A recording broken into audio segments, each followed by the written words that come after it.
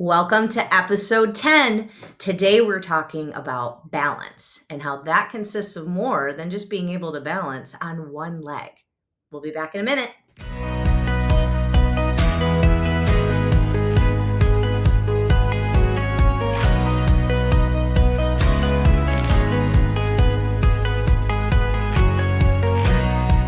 Hey guys, welcome back. I'm Dr. Michael Longear. This is my lovely wife, Dr. Megan Longear.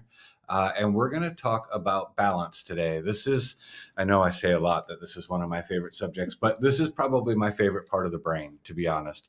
We talk a lot about in the office the cerebellum and the frontal lobe, or you'll hear me say prefrontal cortex. And those are probably, as a human standpoint, the two most important parts of the brain together.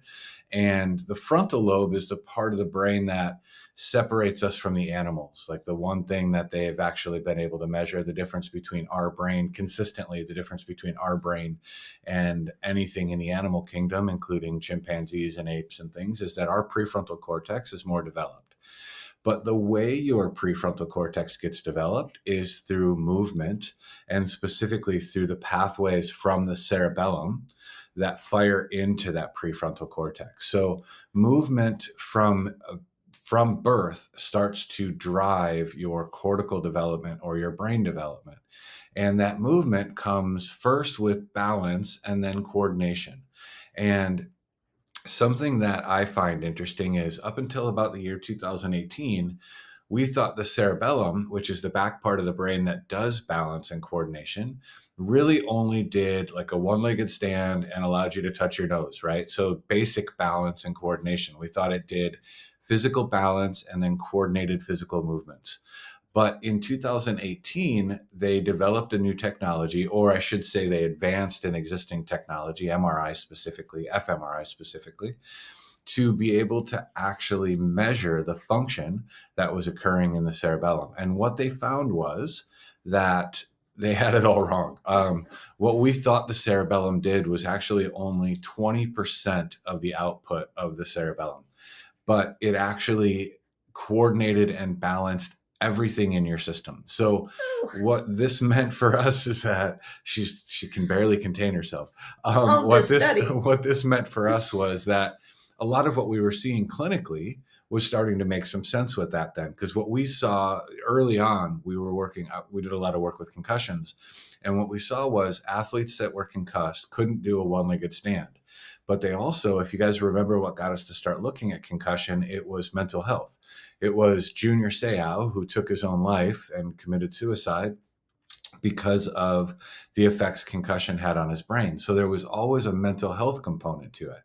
And so what we were seeing clinically was athletes that couldn't do a one-legged stand also scored very poorly on what's called a depression, anxiety, and stress symptom score.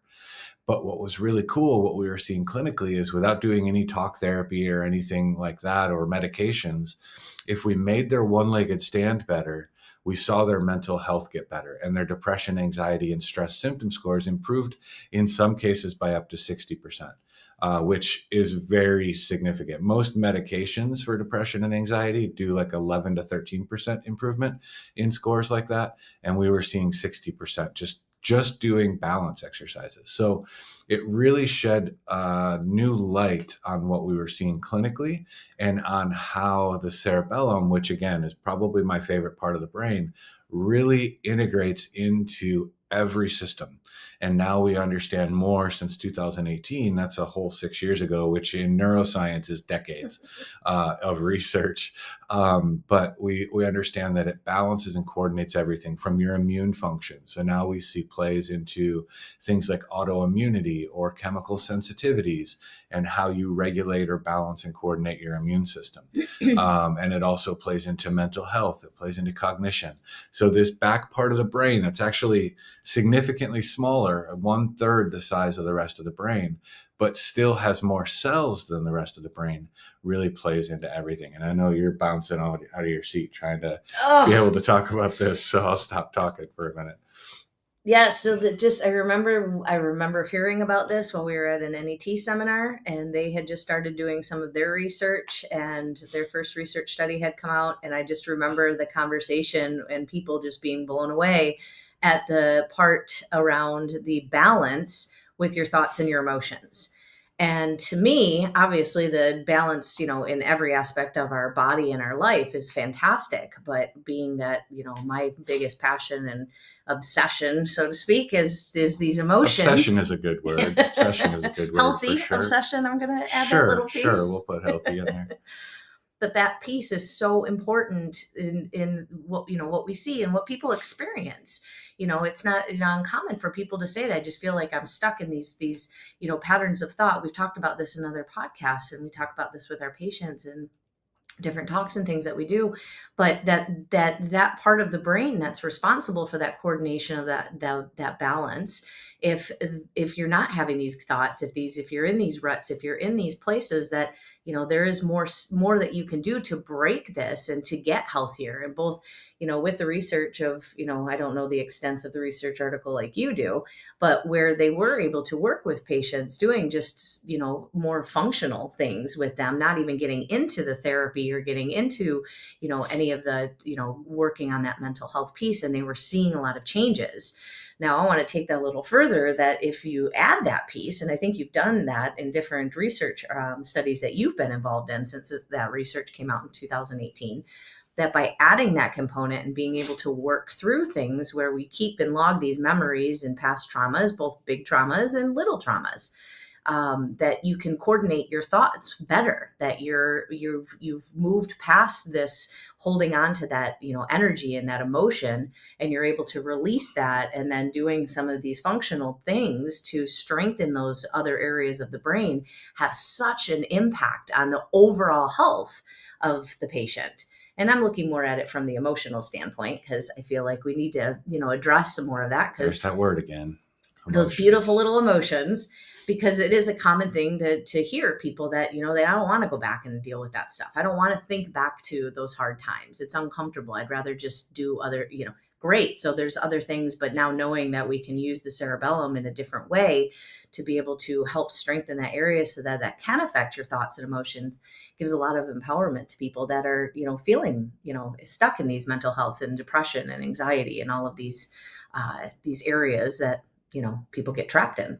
Sure. Well, and that was where kind of the research was born out of that we were doing at Life was, you know, we've known for years that the best treatment for depression is exercise, right? It's up to 60% effective. Again, most medications are between 11 and 13% if you're looking at SSRIs or things like Effexor that are SNRIs. SSRI is selective serotonin reuptake inhibitor, and SNRI is something like Effexor is selective norepinephrine reuptake inhibitor as well. So, those things, they don't show great in the research, but exercise has consistently been significantly better for depression, anxiety, even bipolar disorder, PTSD. But our question was, how do you get the person off the couch to go run a 5K, right? Mm-hmm. And so that's where, because we know that movement will be better for them, but if you've ever been depressed, you're not getting off the couch to go exercise. You're probably not getting off the couch to go to the bathroom in some cases in severe depression. So that's why we really wanted to look at that aspect of how do we impart movement. And that's where really jumping into, even at the core, the subluxation and adjusting being a huge input into first the cerebellum and then into the prefrontal cortex, and it has the ability like nothing else to rewire or create neuroplastic change in those parts of the brain. And that was significant. And again, not only just for that movement part, but we're starting to see, since that research in 2018, you're seeing the research on the cerebellum really explode into how does the cerebellum tie into things like autoimmune conditions or what they call psychoneuroimmunology. And that's how stress affects your immune system, but then how movement affects that stress. So you're starting to see just an explosion into the research around things. And I find this cool because I get a little weird on it, right? And go into the Eastern philosophies of medicine, whether it's, Ayurvedic medicine and things like yoga that tie into that, or the practices of yoga, or whether it's, traditional Chinese medicine, things like karate, tai chi. They've always really really focused on flowy movement, which is what happens with the cerebellum. It's pretty movement, it's coordinated. And they've always focused on, the cerebellum and the balance aspect. Think Danielson doing the crane kick on one leg, right? You can't do that without balance. So all of those things have consistently had this message of balance and coordination. And then we just put the cerebellum in a little box and said, oh, that's all you do is physical balance.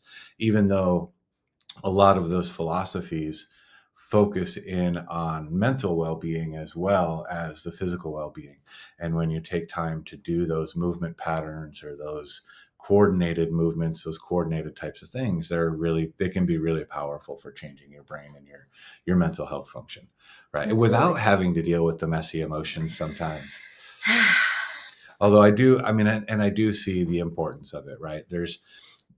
We've talked before about the cerebellum and the frontal lobe and the limbic brain kind of being the part that hijacks blood and nutrition and resources away from the cerebellum and the prefrontal cortex. Because again, those are the parts that really make us human, the frontal lobe more so, but they're also the parts that require the most energy, nutrition, oxygen.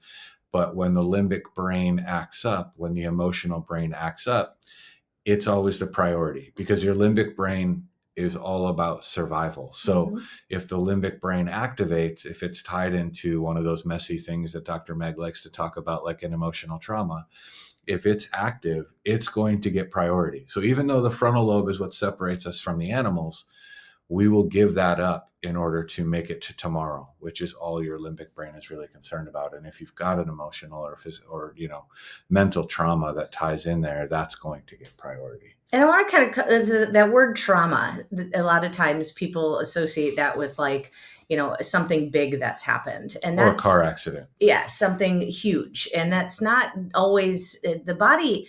I was listening to a podcast, Dr. Mindy Peltz, and she was talking a little bit about how she was doing one of her fasts. If you don't know about her, she's like the fasting guru when it comes to women and their hormones and when you should fast and when you shouldn't fast. And one of her podcasts. You mean women's bodies are different, and you I know, just shocking, do everything right? that male bodies do? And yet all the research is done on men. So interesting, isn't it? That's because you guys are impossible to study. Well, we should figure something out, because we are important too.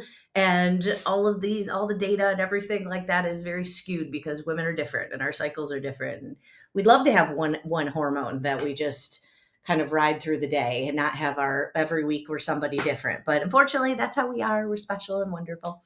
But with that, she was talking about how she had gotten into an argument with her daughter while she was fasting, and she was monitoring her glucose, and she had a huge spike. And she was like, why would I have this huge spike? Like, I'm not eating anything. It's not like I put something in my body and this, reaction happened in my body like would normally happen when I'm eating food. And it's just those little nuggets of things that you realize when, you have these moments or you hear somebody talk about it, that they went through. And it's like the effects that your body has when you have these moments of stress. And she said she was pretty like kind of on it, worked up about this, disagreement with her daughter. And then, her blood sugar went back to normal. Well, think about when you're at your job or you are, disagreeing with your kids or your children or your, parents or spouse, whatever. Your body's reacting to all of that. And so your hormones, everything's going to react as if you're in a trauma situation. So like Dr. Mike was saying, how the prefrontal cortex is going to shut down and not be the center of attention. Now the limbic brain's kicking in. We're perceiving danger, so we're going to react as if. So like a lot of people, when they make comments of, I'm always in this place. I don't even feel like I'm stressed. This is just my normal, but I don't understand why my hormones are all over the place.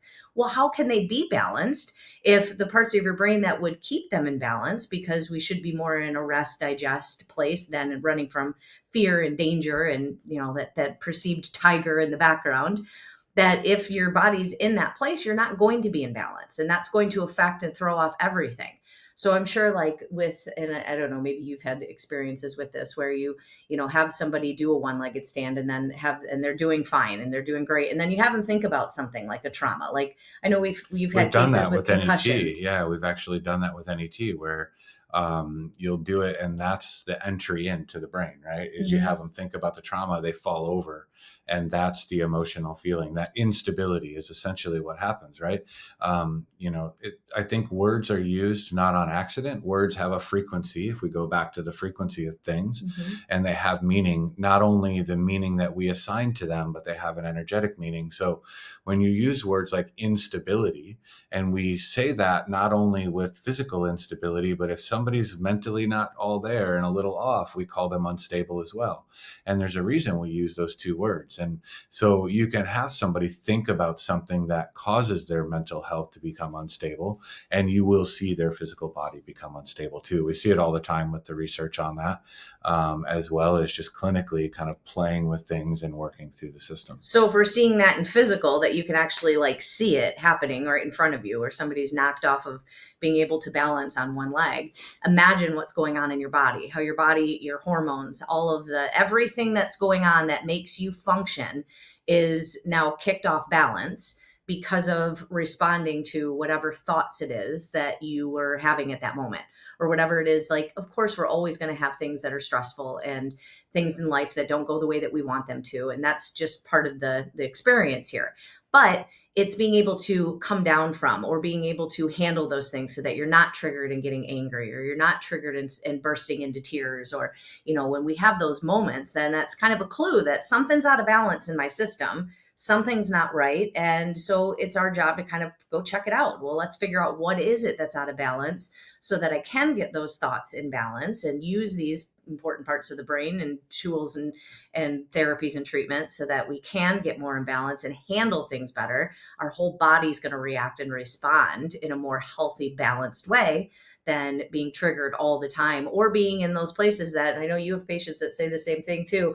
I just feel like this is just the way it is. Like, it's just no different. So I don't feel stressed. This is just what my life is. But yet I hate this laundry list of symptoms that I have and things that I'm going through. And as we tick away at those, we're seeing, yeah, well, all these things that aren't in balance, a lot of that does come from the mind. A lot of that does come from an overactive limbic system. You've got all this playing on in your mind that's going to shut other things down and not allow for things to be smooth and flow like they should if you're in a more calm, balanced, non-trauma triggered Well, place. and take that in another direction too, right? If you're unstable mentally or unstable physically, how stable do you think your digestion is, Mm-hmm. right? So we hear a lot about stress eating, or if you're eating when you're in that mode of stress or imbalance, you're not going to be able to coordinate your digestion. If your digestion isn't coordinated, you're not absorbing the nutrition. So now you're going to end up with all of these things that aren't getting completely broken down and digested. Whether it's food or whether it's relationships or whether it's anything, because everything is digested or used as energy. You're going to have this lack of coordination, a lack of ability to utilize the nutrition. So you'll end up almost malnourished, but unable to get rid of weight, because your body goes into this, kind of storing everything for winter type of thing.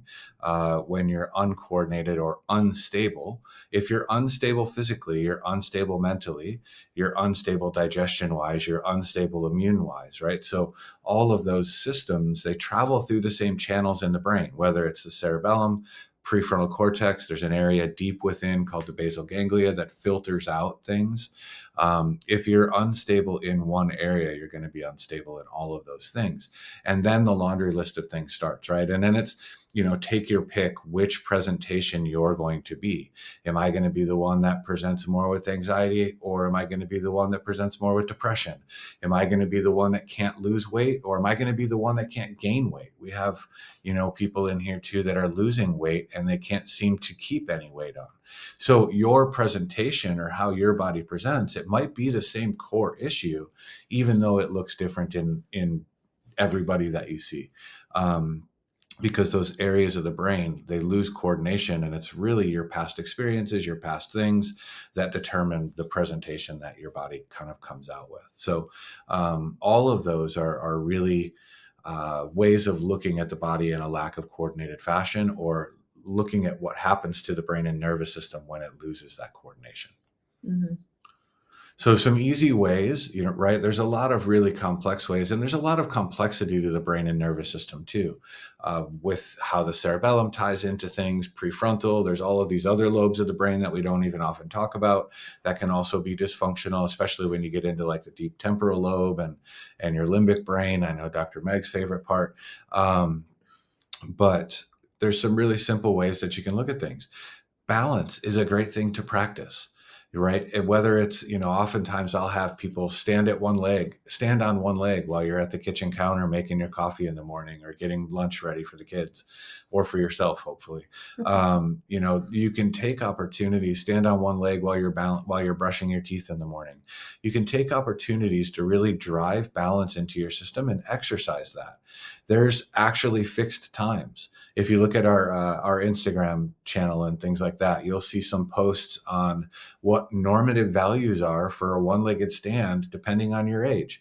So depending on whether you're male or female, you should be able to do a one-legged stand for a certain amount of time. And it's actually every 10 years, it's kind of broken out as far as what your balance should be, right? If you're 20 years old, you should be able to stand on one foot for about 30 seconds. If you're 80, maybe that cuts down to about 7 seconds. But there's all of these in between that show how our balance should be and how accurate it should be. And then that ties into a lot of those other things. Like we said, your immune function, your digestion, your mental health, all of those aspects tie into it as well. Yep. So, in addressing that more in that physical things that you can kind of do at home, standing on one leg, working on your balance, those little voodoo boards and things. I know a lot of our patients have those kinds of Not voodoo, like I'm going to put a hex on you. It's VEW, yeah, voodoo board. But those yeah, there's balance the balance boards or like boards. Indo boards are a great way to kind of get at it. To do it from a physical perspective. But if there are things in your life that you know that are out of balance, if you know that there are thoughts, there are things that trigger you, that upset you, and it's not hard to find those kinds of things that, you notice that you're around a certain person or you're around a certain, around men or you're around women or adults or, authority or things like that, things that trigger you. There's unresolved, there's imbalance in your thoughts. There's something that's kind of tied up in that limbic brain that a lot of times people don't even recognize that things in their environment, things that might be stimulating them from past, events that you went through in your life that you may have thought you got over and you moved beyond. But a lot of times those thoughts, are still producing an emotional reaction in the body. So by being able to figure out ways, people use all kinds of different things to help balance those thoughts. Obviously, my favorite is neuroemotional technique because that's what helped me in my journey with depression. But tapping, EMDR. There's a new one that a therapist friend of ours told us about, ART. There's different things to help create balance with the imbalance of some of these thoughts and things that you've gone through in your past. But even though it's uncomfortable and a lot of us don't Yeah, you want got to to go deal with back, the dirty emotions you with it. do, but it's part of the journey. You got to clear that kind of stuff out, and it's not fun. Of course, it's not great going back into time and remembering things, but you start to see a lot of the health issues and things that as you're not resolving those patterns, you're not creating balance with those things. It just keeps piling up until we can't handle it anymore, and then boom, something, big happens. We've had a lot of patients in with eczemas and rashes and things like that. And every time we start working through some of it, it's like a lot of these emotional stresses that, keeping them in these patterns have created an instability in their body. So we've got to create balance. We've got to work through those. We've got to release that from the body so that the mind can just be more in balance and flow and function like it's supposed to. So it's important to be addressing that. I know that the emotions, nobody likes them and everybody makes avoid the emotions. I know I love them because it's an important piece and it helped me. So I want to share that with everybody. But try to find something that you can do, whether that be talk to a therapist. A lot of therapists use NET, neuroemotional technique, but they also have a lot of other tools in their toolbox as well. Being able to couple that with the, physical stuff that, with creating that more balanced function in your brain, stuff like Dr. Mike was talking about, is important. So it's a big process. I know sometimes we talk about the brain, like you said, there's a lot of different areas and lobes and different things that are going on. It's a very complex thing and everybody's unique and individual, but knowing some of these things can really give you some power in, for you to be doing at home and to start applying, so that you can work through and create more balance and structure in your life and ultimately be healthier. And just remember, Hippocrates said, if you're in a bad mood, go for a walk. If you're still in a bad mood, go for another walk. At least they say it was Hippocrates. I don't know if he's not around to fact check on that, but No. movement is a great way to drive the brain and to drive your brain calmer.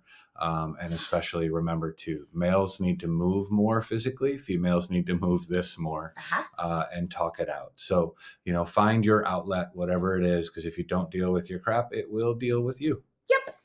All right. Thank you, guys. That's our kind of piece on balance. I'm sure we'll do another one on balance so or much more we coordinate could talk more about into this. that, especially with the cerebellum. But hopefully you guys enjoyed this, and we'll see you next time.